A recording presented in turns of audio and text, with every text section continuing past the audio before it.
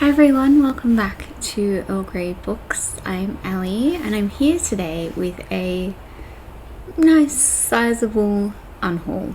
So I have these two little boxes here full of books. This is actually going to be the first part of my unhaul over an undisclosed period of time. I have a whole bunch of other books in a box, possibly even 2 boxes worth, but I can't get to them at the moment and I can't lift the things that are on top of it. So there's that, and then there will be another one which I may even end up putting all together of these other books that I'm just waiting on something special to happen, which makes no sense, but it's for a video. Once that video is ready, then I will have that as well. But for now, we're gonna get into these boxes. I feel like you've seen quite a few of these recently, but I just decided I didn't want them anymore. Most of these are red as well, which kind of sucks because then I'm not really taking anything off my TBR, but at least I'm making space. So let's start with this little box here.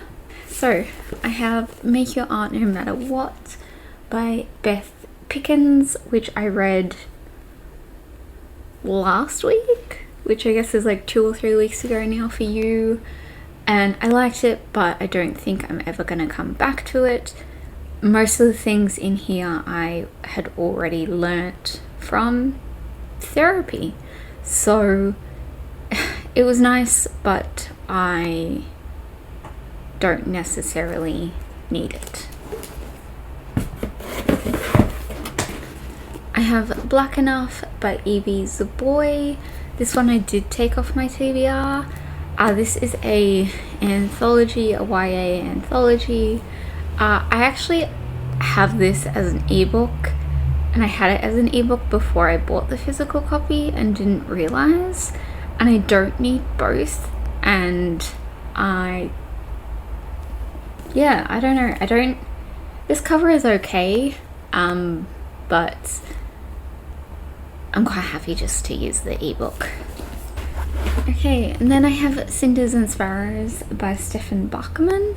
I read this last year for Eurovisionathon. It is a middle grade fantasy, and the author is from Switzerland, or lives in Switzerland, and this was fun. It was cute, but I don't remember anything, and I don't think I'm ever going to reread it. Okay, I have Just In Case by Meg Rossoff, which I never actually hauled. My boyfriend gave this to me out of a little free library, and I tried to read a little bit of it and it just wasn't for me, so I'm not going to have it stick around. I have The Red Pyramid by Ryden. I reread this last year, I think, and I vaguely enjoyed it. And then kind of my idea was to move on to the next book in the series, and then I started that one and I didn't like it. So I do have the other 2 somewhere in a box to get rid of, but I don't know which box. So I have this one to get rid of for now.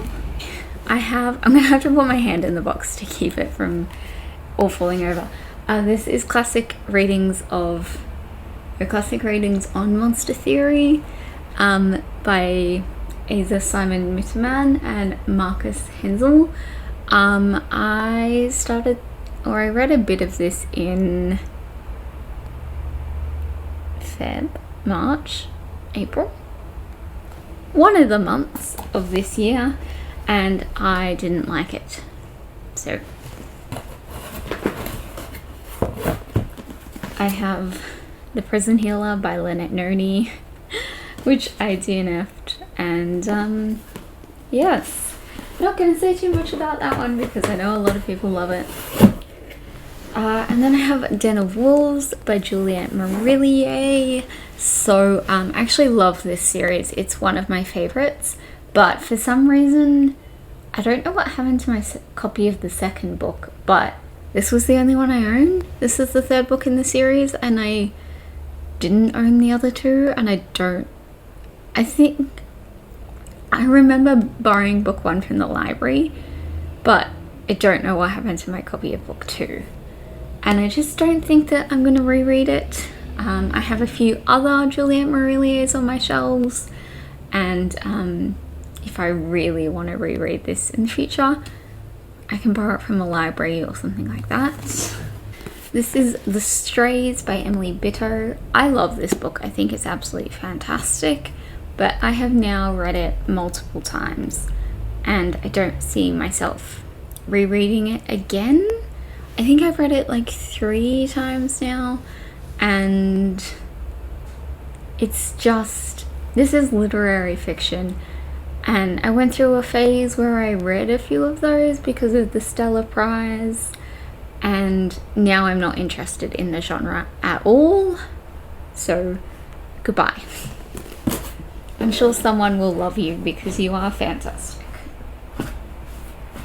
We'll just do that. Speaking of literary fiction, this is The Inland Sea by Madeline Watts. Again, this is an Aussie literary fiction. I loved it when I read it, but I don't think I will ever read it again. It is, among other things, about like a young woman who is like struggling a bit, and that's not the sort of thing that my mental health needs to read about. So there we go. Okay, actually I have one more literary fiction. This is Exploded View by Carrie Tiffany, which I also loved. I thought it was fantastic, but it's been a couple of years and I just don't imagine going back to this one either. And I just think there are lots of people who would really enjoy these, and they're just sitting on my shelves and I don't ever think about them. And finally, for this box, I have The Zarina's Daughter by Elston. I think this was in my July haul revisit, so I just posted that. And then yesterday, was that when I was going through my shelves? Anyway, it was ages ago now for you, but I read the first 20 pages and I didn't like the writing. And I am very much someone who needs to enjoy the writing style in order to enjoy the book. So that's a no from me. These ones here, you all saw at the end of June in my video in which I read new to me romance authors. These are the 3 that I DNF'd. West End Earl by Bethany Bennett, To Taste Temptation by Elizabeth Hoyt, and The Queer Principles of Kit Webb by Kat Sebastian. DNF them, so I don't need them on my shelves. And then we have a few other romances here. I have The Storm and the Splendor by Jennifer Blake, Touchstone by Linda Hilton, and Love Storm by Barbara Benedict.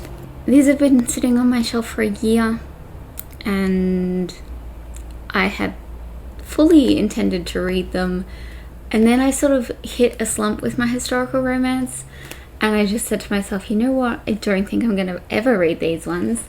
These are huge, these 2, and then this one is like a mystery thing, and that's not really my thing, so they're all going to go. We have some reads from Eurovision-a-thon. I have The Willoughbys by Lois Lowry, The Mad Women's Ball by Victoria Mars, and The Hotel Tito by Ivania Bodrozic. I DNF'd these 2, sorry. If you're interested in hearing my thoughts, I will link the video I did below. But I really hated The Willoughbys, and I mildly enjoyed this one, but I don't imagine ever wanting to read it again. Here are just some random ones here. Nope, already showed you that one. I have A Large Expansive Sea by Tahira Murphy. I tried to read this one about a month ago, and I'm just not really into YA contemporary anymore, and I just didn't really enjoy it. I have Girls and Boys Cars by Felicity Castagna, which is basically the same story of, it's a YA contemporary. I have The Stories Women Journalists Tell, which I tried to, actually I did read. I read the whole thing, and again, it was okay, but I don't foresee myself ever wanting to pick it up again. Okay. Last random one I have here is Hickory Dickory Dock by Agatha Christie. So I have been, over the last few years, repurchasing and purchasing all of the Christies in these particular editions, and I had a few of these ones left over of ones that I've already read but not replaced, and then I replaced this one because it is quite, like, it's, I don't know, like book 30 or something in the Poirot series, and I had just replaced it, so I no longer need this copy. And then this is all poetry and classics. It's been a good little while since I have really looked at the poetry and classics that I have and decided whether I wanted any of them. So I have a few here, and I think I'm going to go through it again and see what I really don't need. So I have, the Book of Longing by Lennon Cohen. I actually enjoyed this, but I just don't foresee myself reading it again. The same thing with How to Cure a Ghost by Farha Rosin. This was cute. This was really nice. It's a really nice put together book.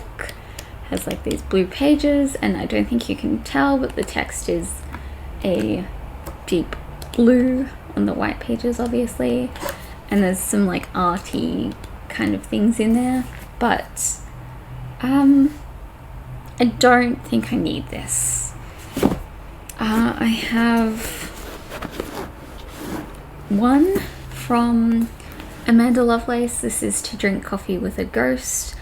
I liked this one.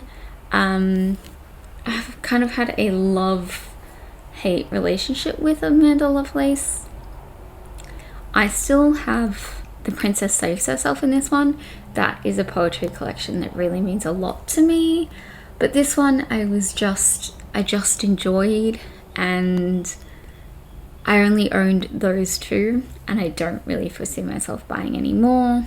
And yeah, I looked at this one and I was like, it's, you know, I don't have any particular attachment. I have this little one of The Story of an Hour by Kate Chopin. I read The Awakening and loved it, and then waited like 3 months for this 26-page book to arrive. And then I read it in like 5 minutes, and I just don't really need it. I have Queer Poets of Colour by Christopher Soto. I bought this one when I was in London at the start of 2020, and I read it, and yeah, I enjoyed it, and there are a couple of authors from here that I am going to check out. I have a list of them still, even though I read this like 2 years ago, but I don't need this collection itself. I have Vera by Elizabeth von Arman. This was kind of the inspiration, reportedly, for Rebecca, and Rebecca's one of my favorite books, so I bought and read this a few years ago, and it was okay. I didn't really like it, but I read it, and I don't need it on my shelf because I could just read Rebecca if I really want this kind of story. And then these two, last two, I have Milk and Honey and Owl, The Sun and Her Flowers by Rupi Kaur. I liked these at the time. but I'm not really reading that much poetry these days, and with the poetry that I have, I don't think these are the ones I'm going to come back to, so they're going. And I don't feel bad about getting rid of any of these because I already don't have room on my shelves. So I'm excited that I have gotten rid of some things. Like I said, you will see another unhaul at some point in hopefully the next few weeks. I will be able to move some things and be able to show you things. Anyway, that's it for today. I hope you're all doing super well, and I will see you all next time. Thanks for watching. Bye.